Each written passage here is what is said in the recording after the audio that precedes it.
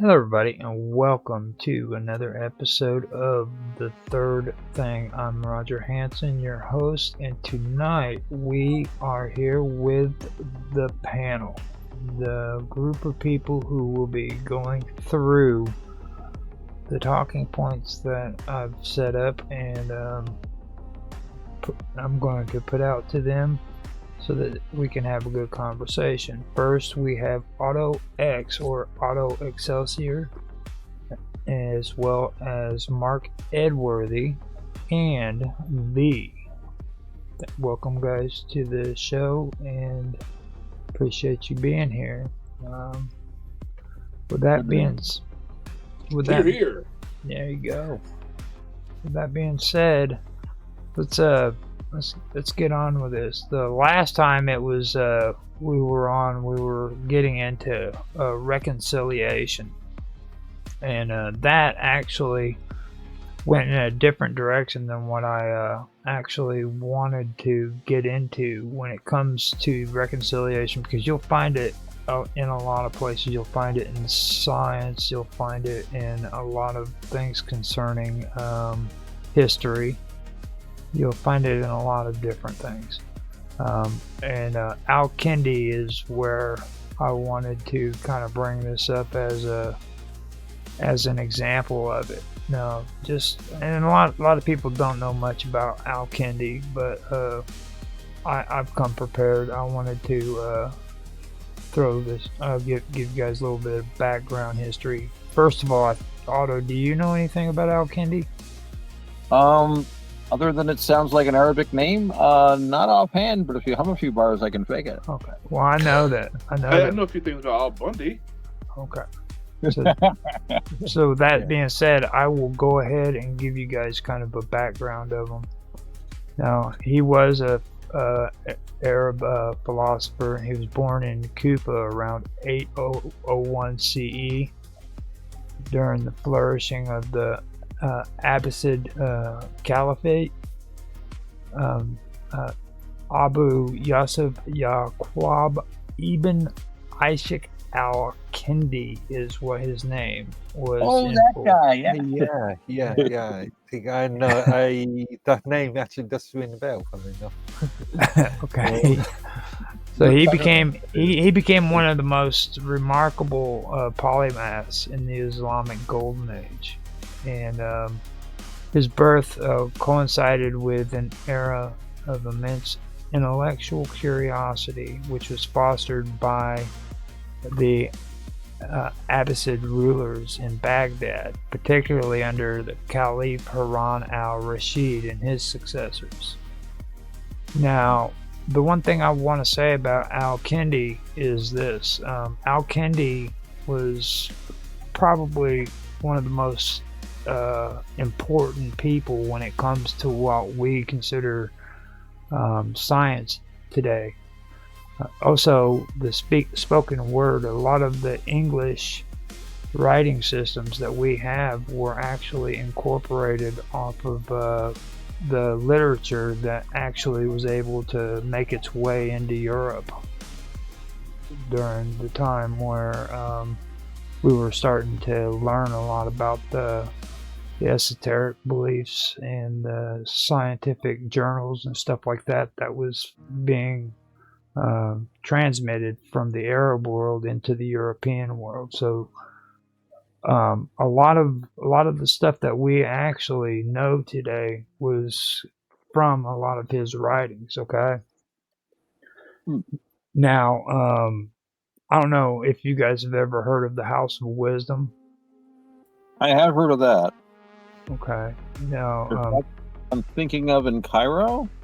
It's in. It's actually in Baghdad. Okay, I'm sure there was a House of Wisdom there too. I think that's generally what they call like a university or college. Mm-hmm. I know the Ismailis had a House of Wisdom in Cairo where the assassins came out of, but no. Baghdad, yeah, the apples and oranges. It was established under Caliph al-Ma'mun, and it became a nexus for scholars from various religious and cultural backgrounds. Now, this was a house the House of Wisdom was what Al-Kindi was a member of, and he a lot of people did give him a lot of respect there, but he got a lot of flack because he also believed in a lot of the esoteric beliefs that of his time, and he wanted to incorporate a lot of esoteric beliefs into his scientific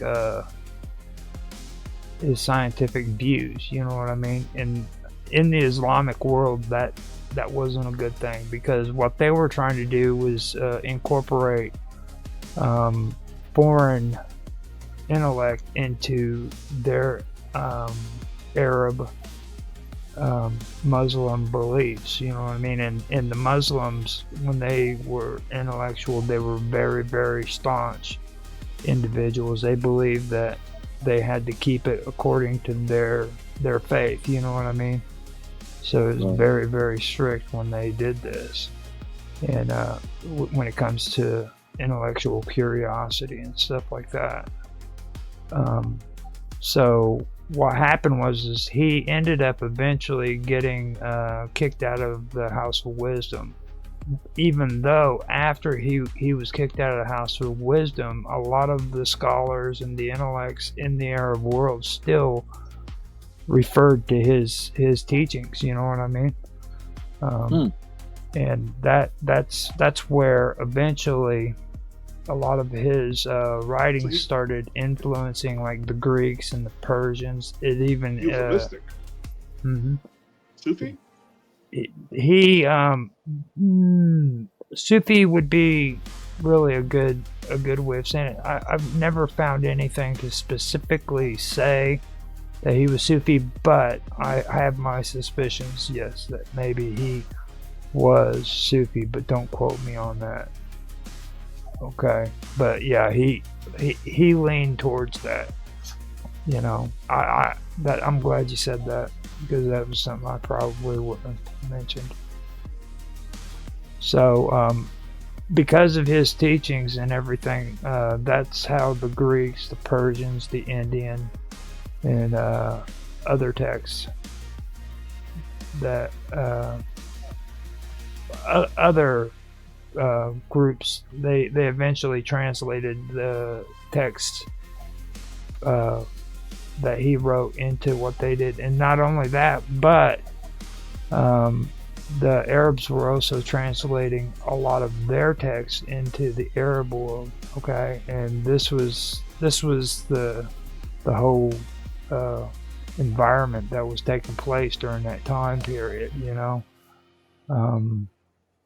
now, don't get me wrong, you know, while a lot of the contemporaries did follow the Greek traditions blindly, Al-Kindi was really big, and well, he sought to synthesize and adapt foreign knowledge into, like I said just a little while ago, into like Islamic principles. And a lot of his intellectual pursuits was very, very intense. Like he did a lot. His pursuits spanned from philosophy, mathematics, astronomy. He even got into medicine. He was into optics. He got into music and cryptography, and that's as well as alchemy. So he was into a whole lot, and I like to try to bring his name up a lot, as much as I can, because he doesn't get too much credit. You know what I mean? You'll hear a lot about people who were philosophers back then that did a lot for what we know today, but you barely ever hear about Al-Kindi. He was a genius. Okay, he didn't only lay out the depth of his understanding, but also he had an ability to draw connections between disciplines. You know what I mean? Interdisciplinary things. They didn't even start doing that, really, I don't think, until here recently, because even the scientific community today likes to keep things separate. You know what I mean? Right. But like this man back all the way back then understood disciplinary behaviors and stuff, and I thought that was something that really stuck out to me. He was one of the first Islamic philosophers to incorporate Aristotle, Plato, and Plotinus into Islamic thought too. He incorporated all of it together. So if you guys are ever interested in, or if you ever were interested in any of those philosophers, then you might want to check out Al-Kindi. Well, I know Aristotle's first mover is, I can see where that would be popular with any religious philosopher, because, you know, that's an argument for the existence of God, ultimately. Mm-hmm. You need a prime mover.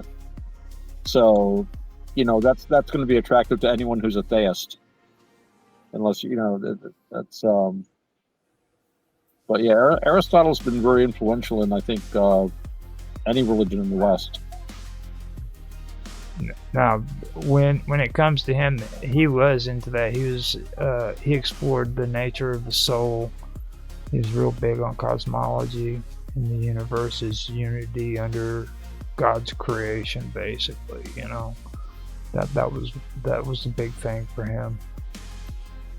One of his most profound contributions was the idea that reason and revelation could coexist harmoniously. Like you don't have to separate it. You know what I mean?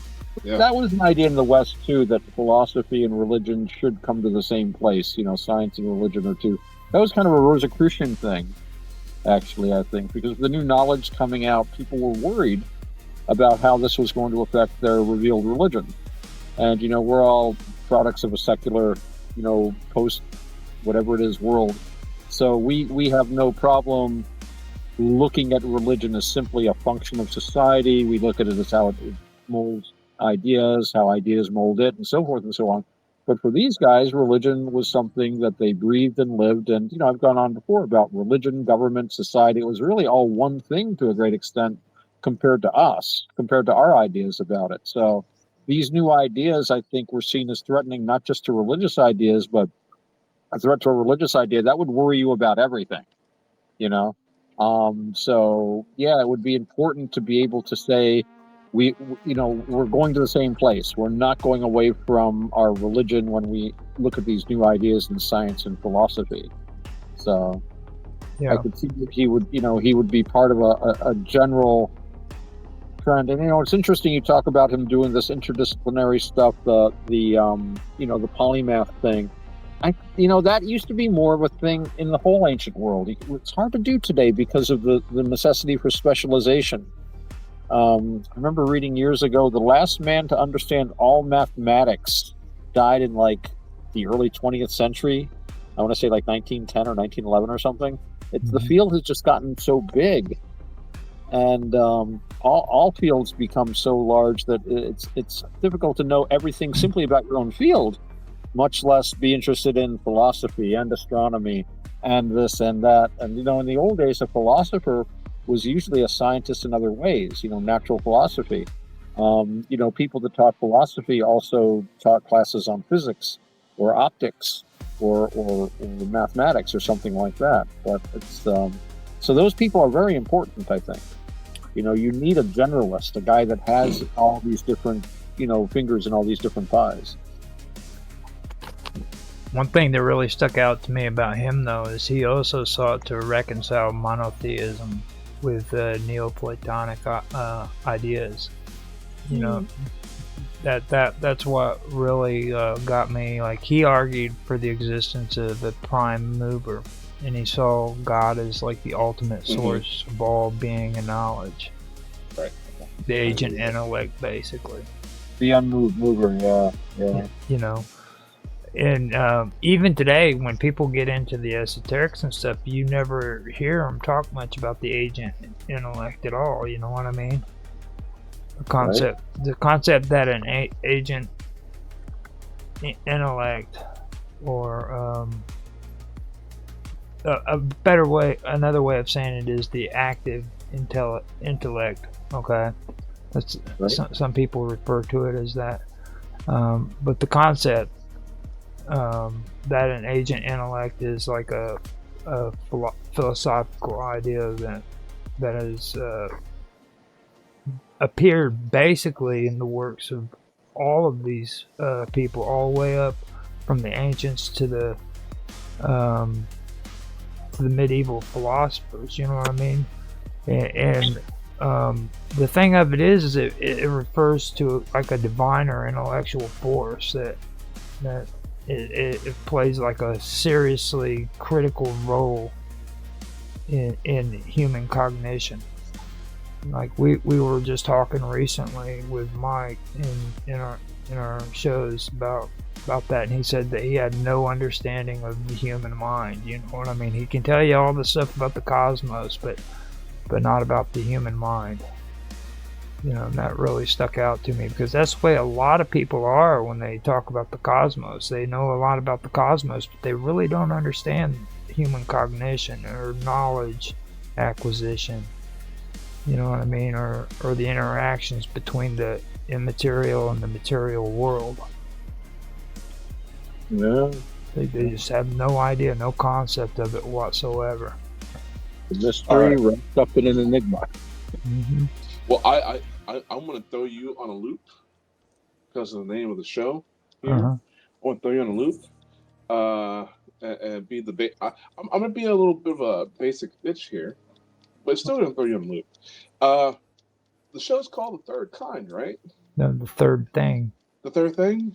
Okay. So if we're all born with a number of things, right? Mm-hmm. I'm born with one head, you know,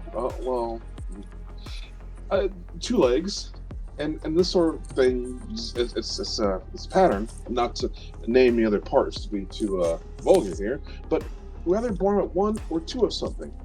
Are we not? Is there anything that we're born with 3 of? Yeah, you call it a third leg. I believe we. See, I was trying to keep it clean. Yeah, of course you were. Yeah. Of course you were. I believe you did that intentionally. Just saying it. I mean, it's just, you know. So the idea, basically, what I just said, in my opinion, developed primarily within the context of Aristotelian and Neoplatonic thought. And then later there was interpretations by the Islamic, the Jewish, and the Christian philosophers as well. I'm thinking, if I'm not mistaken, didn't many Descartes? Descartes, as we would say, back in 16th century? 17th, I think, 1600s. Yeah. He was around during the Rosicrucian furor because they actually accused him of being a Rosicrucian, I believe. Right. And I find it really odd that these people were a threat, and that, you know, well, even today you look at like people talking about the Middle Ages and they talk about the Dark Ages and stuff, and they give you this impression that all of this ancient knowledge just disappeared, and we miraculously learned how to translate freaking scripts and tablets and everything, and now we know what the ancients thought. But then when you turn around and you start talking about esoteric groups and mystery schools, and you start talking about the Middle Ages with alchemy and freaking the secret societies, you start finding out that information was always there, but it was underground. Right. You know what I mean? It might have changed a little bit, might have quite a bit even, you know, in some aspects, but the message was transmitted, you know what I mean, over time, and that's the metaphor of the underground stream, where, you know, you've got a stream and then it goes underground and you can't see it, but it's still traveling, it's still there, but just people can't access it. But then eventually it breaks forth again and it's still the same stream, even though it seems to come from a new place, because it's been traveling underground all this time, perhaps under our consciousness, you know. And I think the Alpheus, the sacred river, was used as a metaphor. That's where the line comes, where Alf, the sacred river, ran through caverns measureless to man, down to a sunless sea. Now, since you're the smart one out of this bunch, you and Mark, Ed were the. I don't know about that. I want your take on. I think V's got kind of a smart mouth on him. Well, V's. No. Mark is number one in this chat. Seriously, he is the intellectual top dog here. Well, this is an area I know that you'd be in, and B would probably be good at this too, because he surprises me a lot. He just doesn't realize it. He's a walking surprise. I don't want to give him the big brain syndrome, which isn't really hard to do because he's got like a. Hey, I got. You know what? I was born with 2 big heads. So it's okay. Okay, so I want your take on Aristotle, particularly in his writings on De Anima, which is, if people don't know, it's on the soul, where he discussed the nature of the soul and intellect. Do you know much about that? Who, me? Yeah. Oh, okay. I thought we were talking to me. I'm trying to study Aristotle right now with the help of my friend O.C. Shore. It's slow going because Aristotle is extremely dense. There's a lot of good stuff in there, though. And, one of the other things is I spend so much time studying Buddhism. It's hard to make time.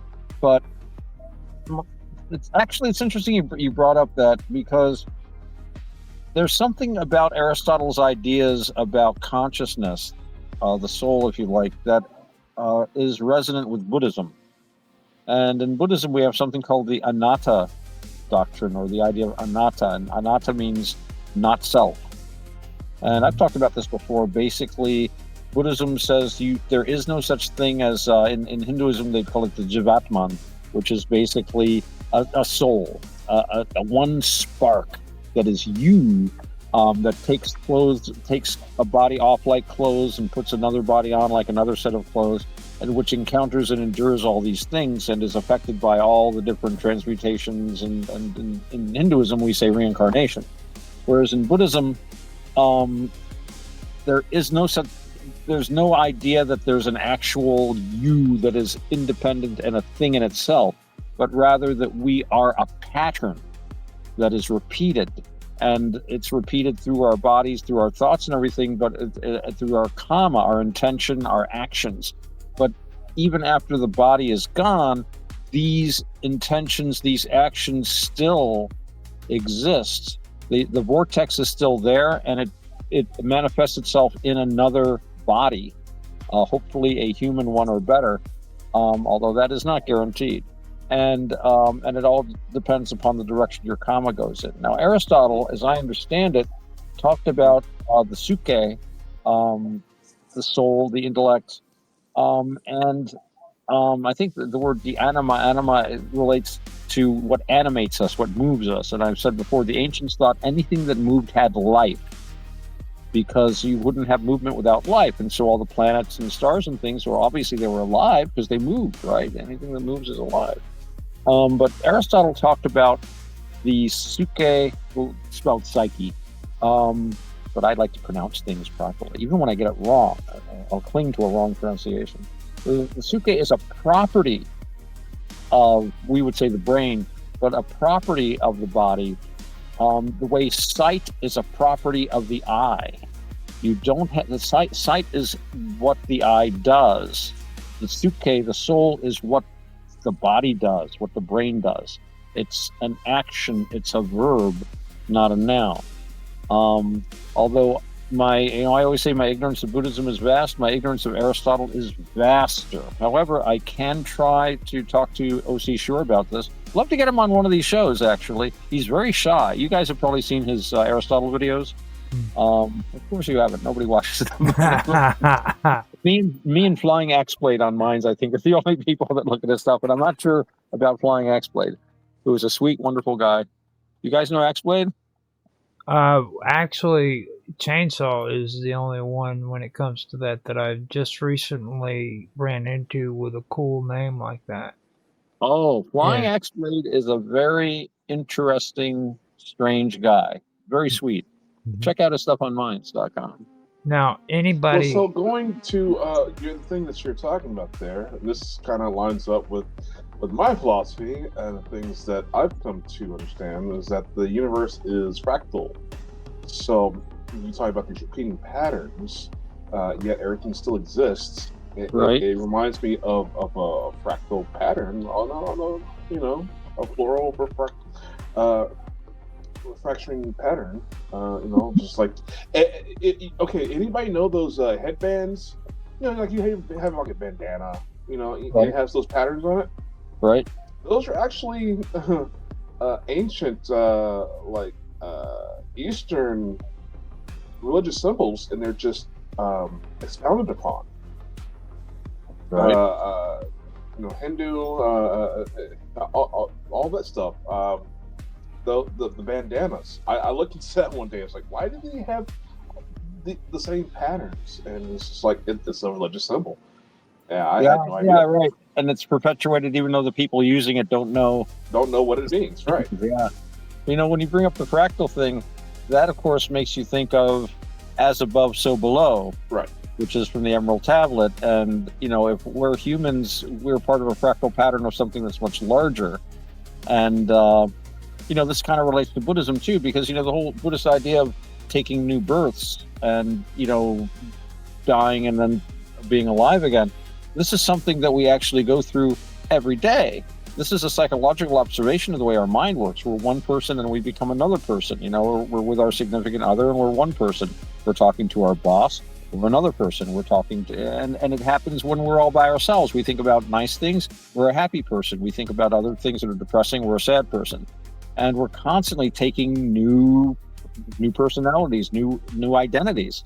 Again and again and again. And, the logical extension of this is it's just going to keep going, keep happening even when you don't have a body anymore. You're just going to keep doing it and doing it because it's the pattern that we've fallen into.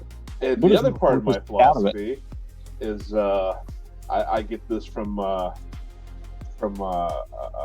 V, or Vendetta. We're all actors upon a stage. We're vaudevillains, right? We all have a role to play.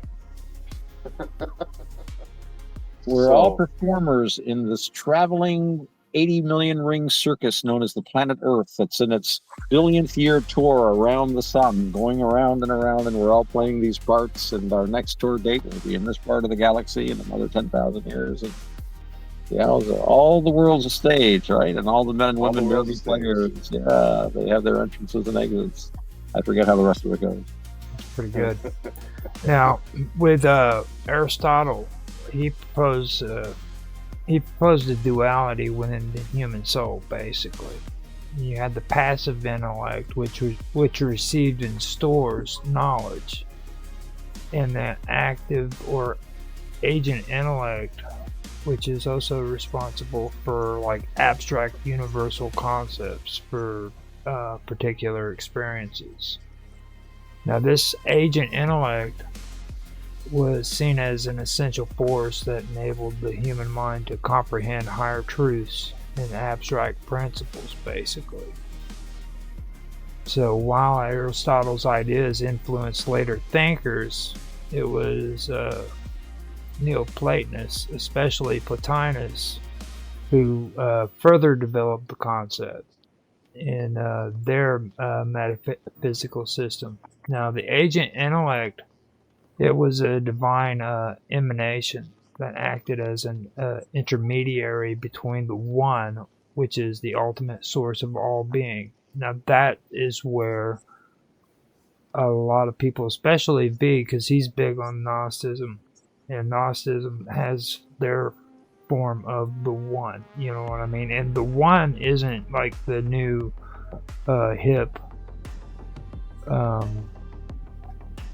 I don't even know how to say it, but the new hip philosophy that you see a lot of spiritualists talking Yeah, about it's today. not New Age. It's at not all. New Age at all. This is the ancient concept of the one, the ultimate source of all being. And this goes back to Aristotle, Plotinus, and all of that.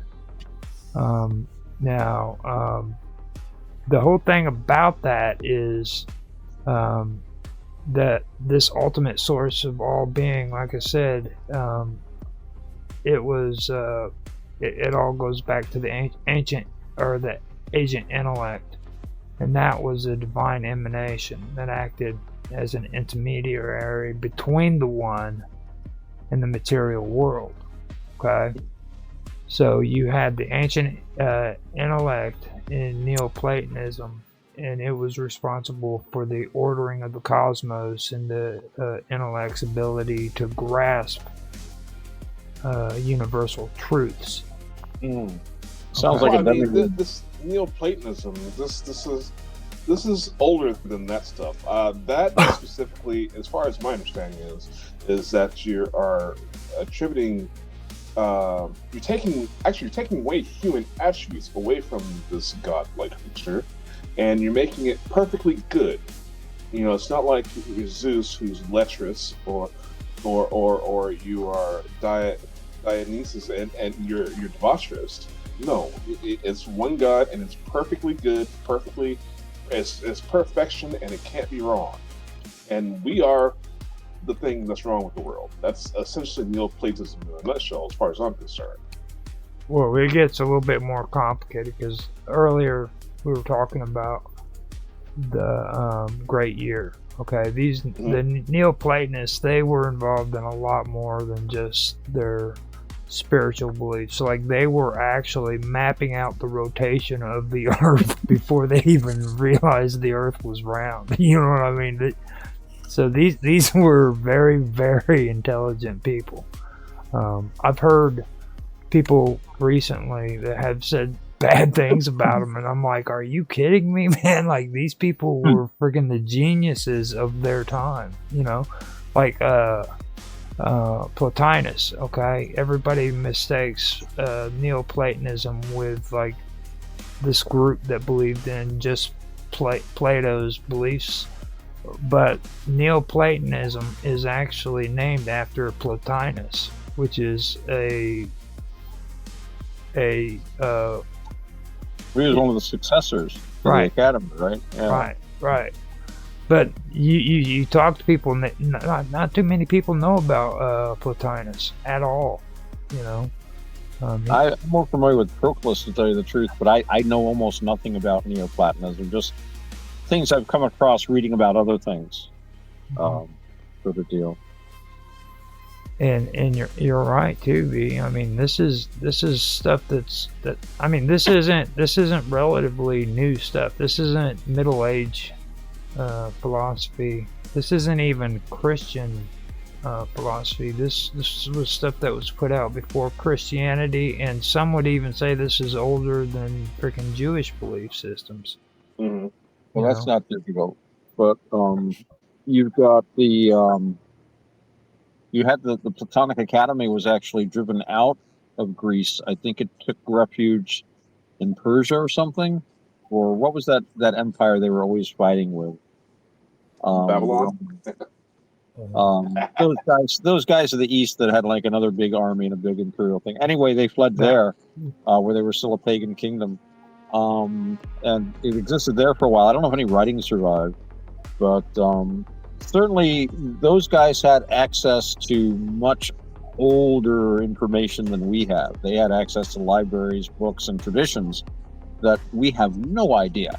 You know, what they think 80-90% of the books from back then were lost. Most of the ones that were preserved, they're heavily weighted on things that would interest lascivious monks, you know, like works by Petronius Arbiter, or by Apuleius, where there's all sorts of, like, you know, sex and drugs and rock and roll, which I think gives people a very slanted view of Roman society. They weren't all Slaneshi cultists. Most people were just as square as are today, to tell you the truth. G.K. Chesterton pointed out that the old pagans, the majority were even more strict and more, you didn't do this, and it didn't have anything to do with like an ethical overriding system. It was because God says you don't marry your brother or sister unless you're a Roman, unless you're a Macedonian Greek ruling over Egypt. Then it's okay. But I mean, there was no morality to it. It was simply you did what the God wanted, and they they had the same moral rules you need for any society. You don't take advantage of strangers, hospitality, reciprocal justice. I mean, that goes to talking about Aristotle. One of the things I always liked about him was his idea of justice. When he talks about there's basically three kinds of justice. There's distributive justice, corrective justice to fix things, and then there's the justice of equity. And they, so they, drop, sorry. So it's on a cord.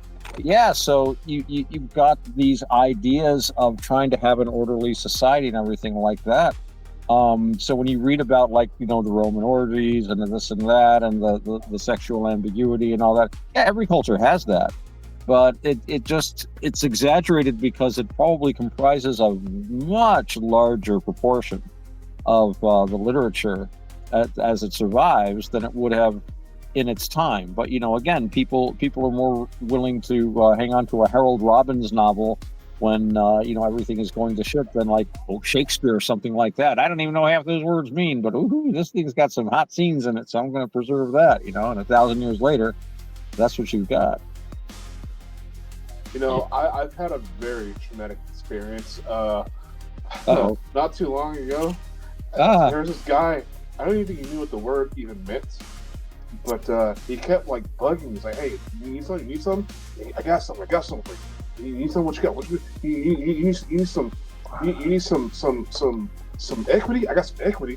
And you just start rattling off these words. I'm like, dude, you need some equity? I got some equity. Oh my god! Metals, real property. Reminded me of that. I want some precious metals and real property. That's equity where I come from, pal. Some blue chip stocks. Sure, yeah, he was pushing on me hard. It's like, dude, come on, bro. Maybe he's a real estate agent that really wanted to make a sale. To get some. I think the next step was to, I don't know, to offer some sex work or something. He really wanted a sale out of me or something. Dude, get off the stuff, bro. Now, the one thing that it's like in the Islamic world, okay, during the medieval period, they would use the agent intellect in their philosophies because they believed the agent intellect was a divine intellect that could assist the human soul in attaining knowledge. Now, according to their views, the agent intellect illuminated the human mind, okay, and that allowed it to grasp abstract concepts and gain knowledge of the intelligible realm. But then after that, you had the Jewish thought, and the philosopher Maimonides drew from Aristotle's ideas and integrated them into his own work. Now, he viewed the agent intellect as a necessary mediator between human understanding and the divine intellect. So in this context, the agent intellect played a role in helping humans achieve intellectual perfection and understanding of the divine truths. Now, similarly, Christian philosophers like Thomas Aquinas borrowed and adapted Aristotle's theories of the active intellect. Now, Aquinas, he viewed the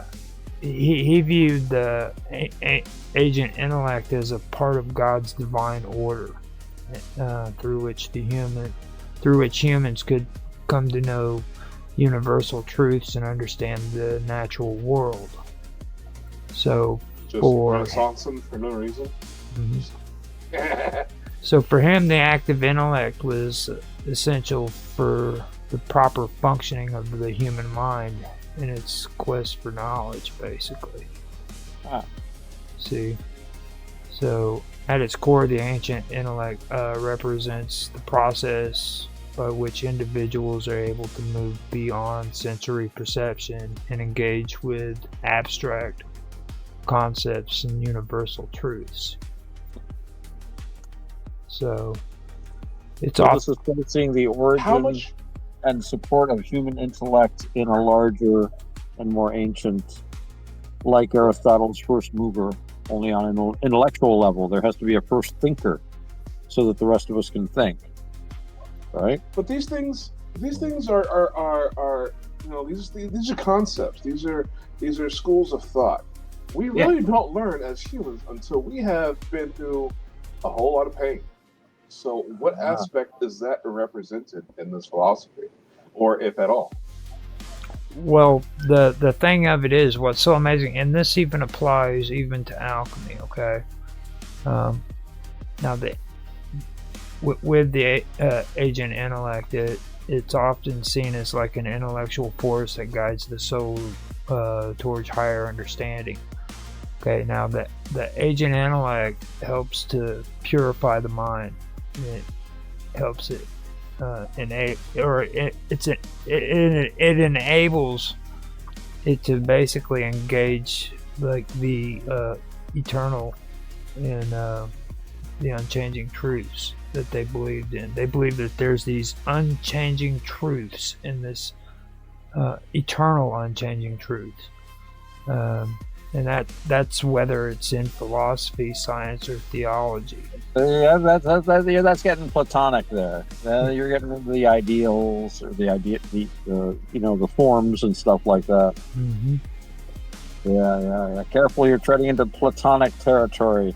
Well, that's kind of what it draws off of. You know what I mean? Like Yeah. And Roger, you're such a slut. You don't know anything about being Platonic. well, this goes back to what I said when we first started about synchronicity. You know what I mean? Like, we've had conversations about this. Me and Otto has a lot here recently, especially when it was on his show. We were talking about how Buddhism had that syncretism where it could go from one area to another, and it just fit like freaking a hand in a glove. You know what I mean? You had that synchronicity, and you can see it right here too. Okay, you can see the synchronicity and how it relates to belief systems that are older than the Jewish beliefs or the Christian beliefs, but still it was able to incorporate itself into it, and it that goes with the Gnostics too.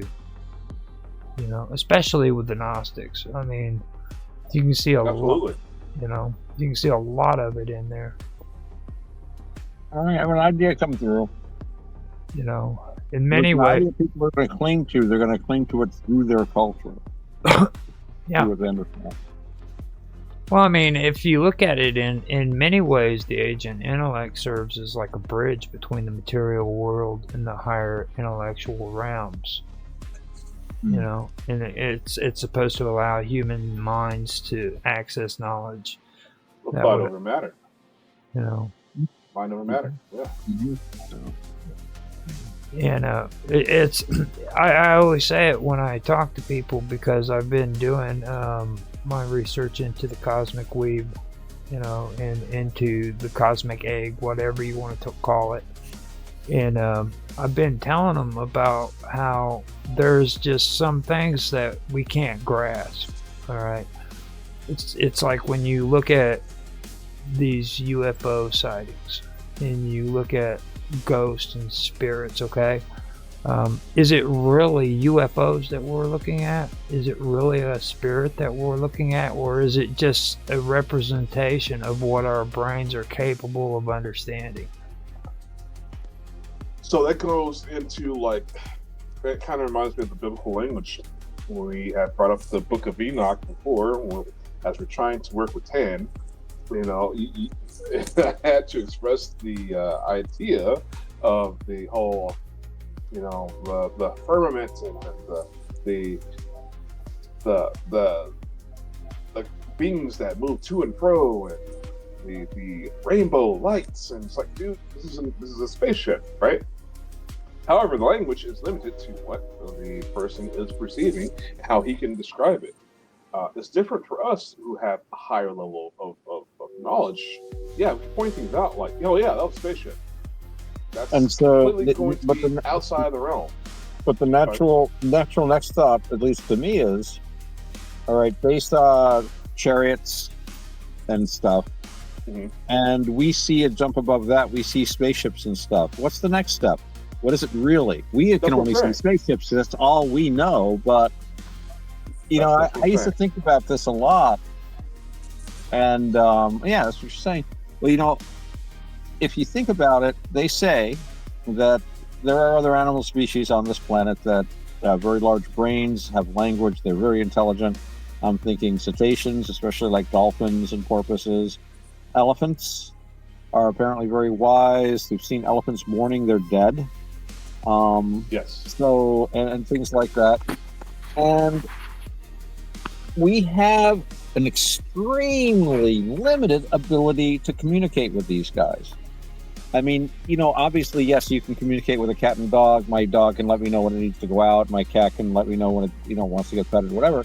But we can't really enter into a conversation with a whale. I mean, they've analyzed whale language, and it's like, especially when you slow it down, there seems to be all sorts of things going on there. Hell, bird language. So if we can't do this with other species that have been on the same planet with us for millions of years, that share much of our genetic material, that share the same, you know, sensoria more or less, the same, adapted to the same climate and, you know, pressure and light and all this, how can we communicate with a completely alien species? Would we even recognize it if it was in the room with us?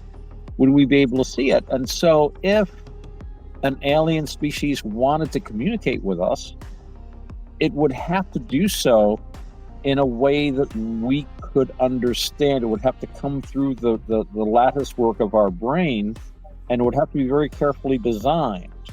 And when you look at the UFO phenomenon, there's a guy, I've talked about him before, I'm sure, Jacques Vallée, who, to my mind, is the most intelligent guy writing on the subject.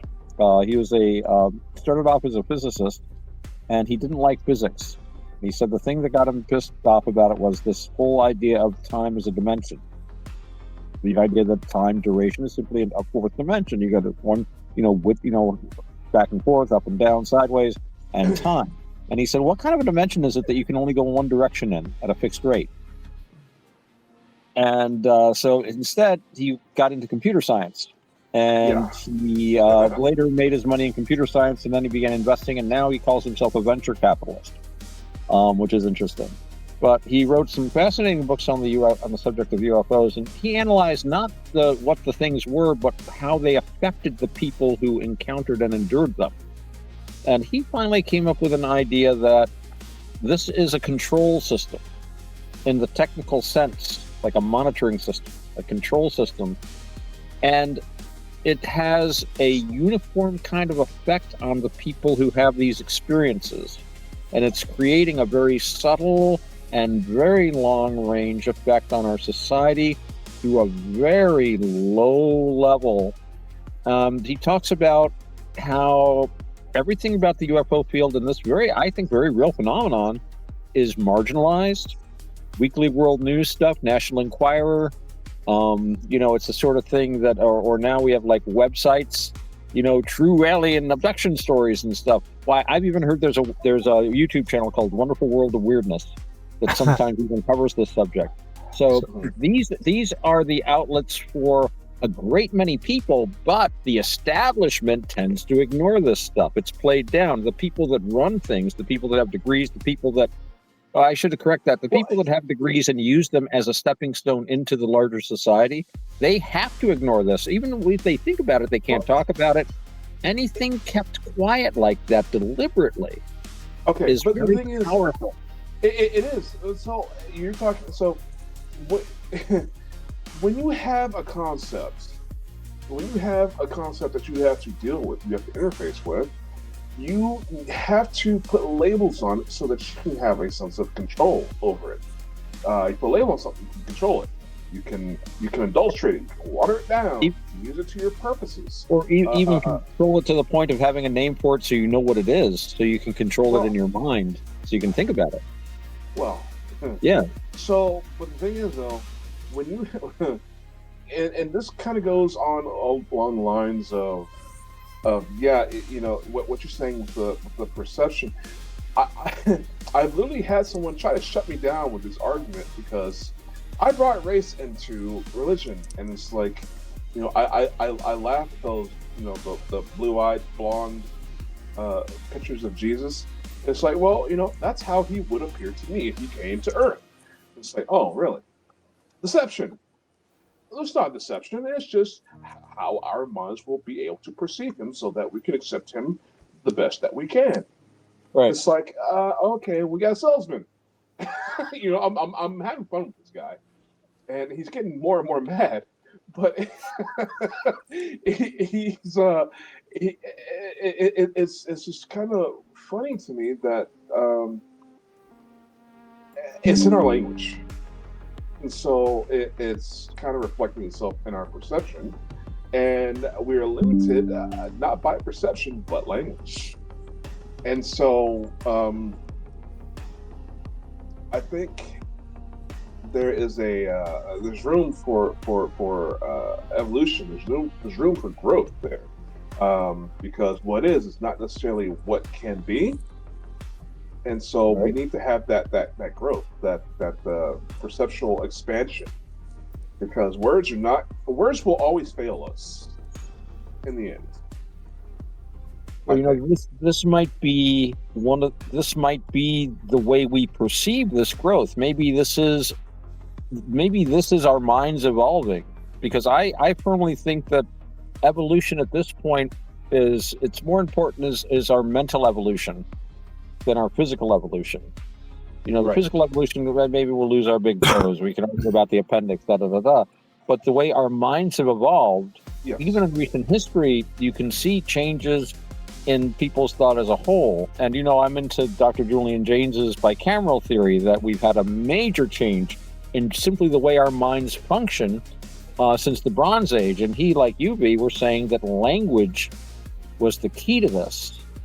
And you can even go so far, I think, as to say that what we usually regard as our consciousness is nothing more than a hallucination of language. We think we're nouns, we're really verbs.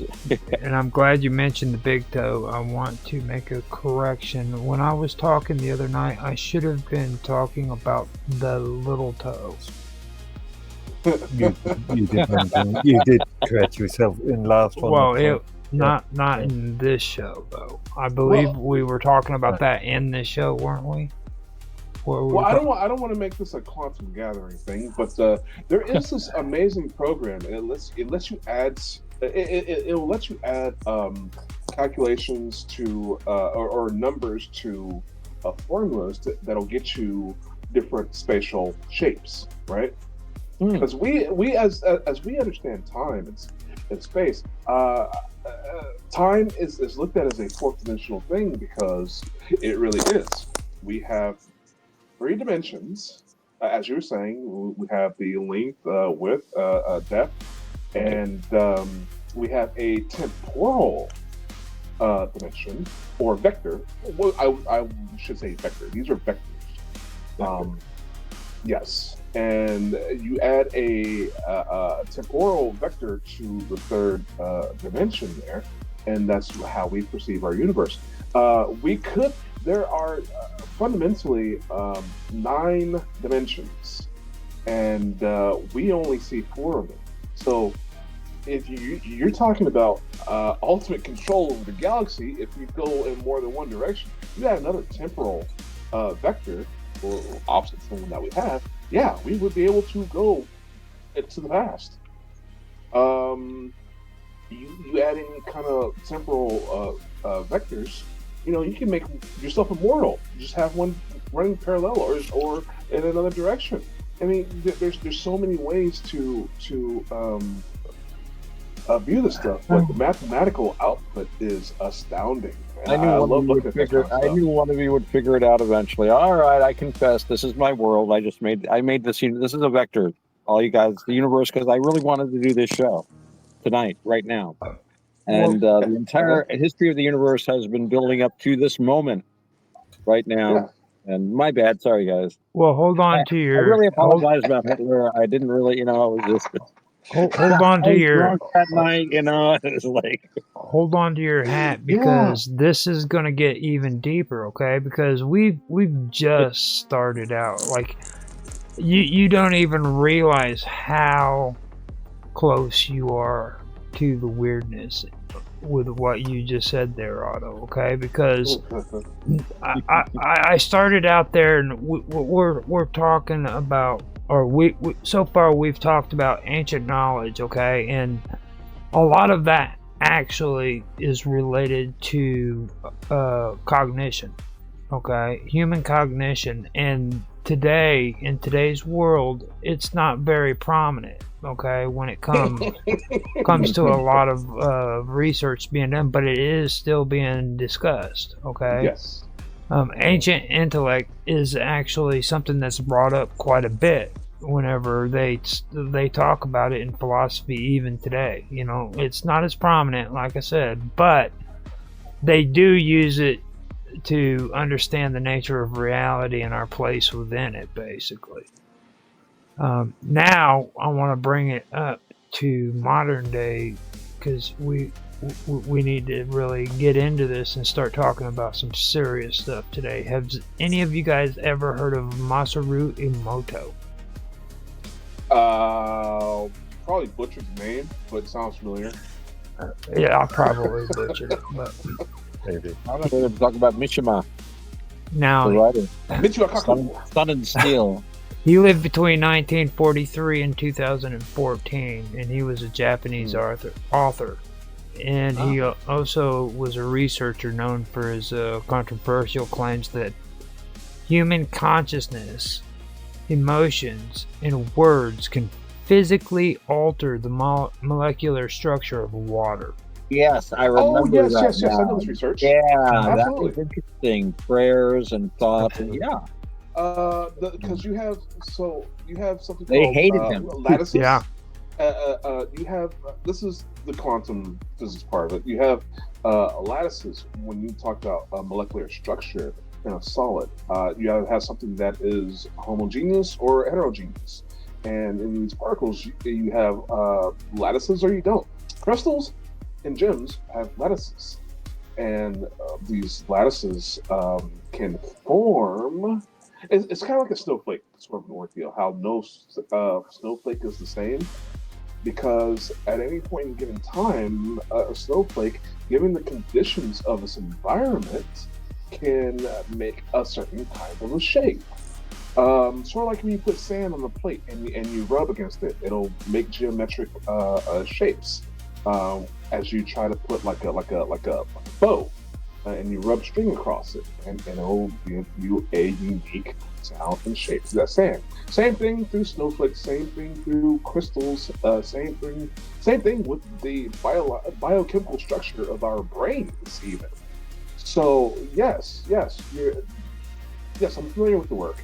I know the guy. There was some guy who put like death metal music to one glass of water that was freezing versus